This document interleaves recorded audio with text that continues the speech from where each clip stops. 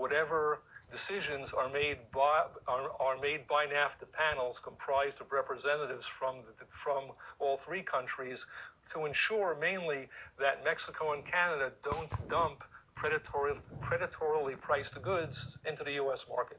I consider that to be totally fit and proper because the United States represents roughly 90% of the total NAFTA market. So the idea that it should have special privileges really shouldn't be so terribly controversial, but it is.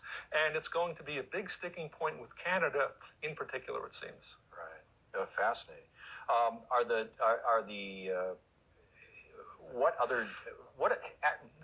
Let me go back to the investor state dispute settlement. I'm not sure that this is the same chapter. This is the one where a corporation can say to a government, your regulations prevented us from making a profit, so we're going to sue you. There's $32 billion of lawsuits against U.S. government entities right now under NAFTA that are in process. So we're going to sue you, and the arbiters of this are going to be three corporate lawyers who are going to decide, which generally means that the country gets screwed and the corporations make a whole pile of money. Tom, that is a genuine problem, no question.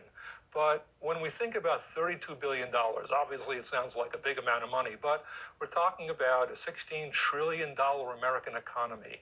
And I don't believe that that should be such an overriding priority, especially of left-of-center critics of NAFTA. In fact, I think it's far less important than what the Trump administration seems to be thinking about in terms of tightening up those so-called NAFTA rules of origin to make sure that all of the goods traded inside NAFTA are overwhelmingly made inside NAFTA to the great benefit of workers in all three countries.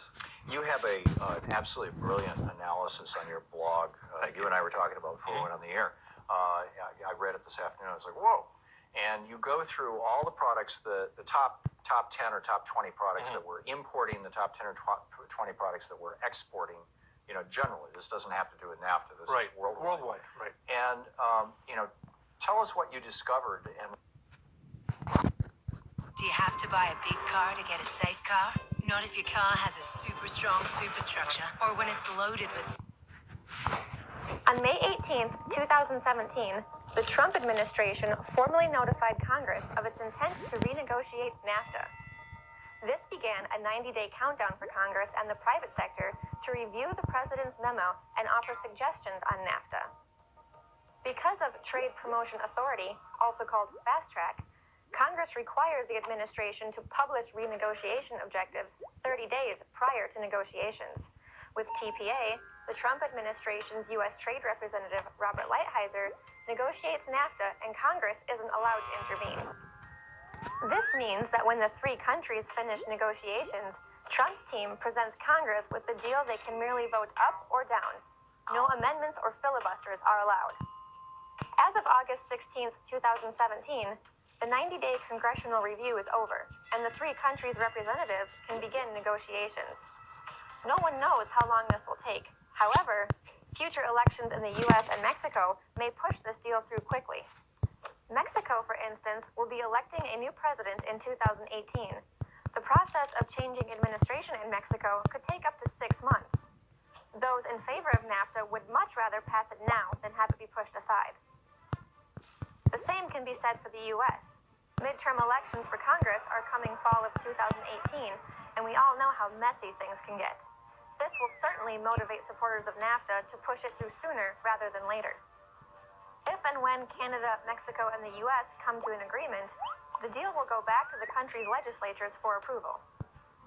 As an American, it's important to know what's in NAFTA renegotiated, because if it's anything like previous trade agreements, Congress will be given yet another incomprehensible document. It will most likely contain hundreds, if not thousands, of pages, additional side agreements, amendments, understandings, clarifications, and who knows what else. However, we do know that just as the European Union was deceptively built through a series of free trade agreements, the NAFTA renegotiation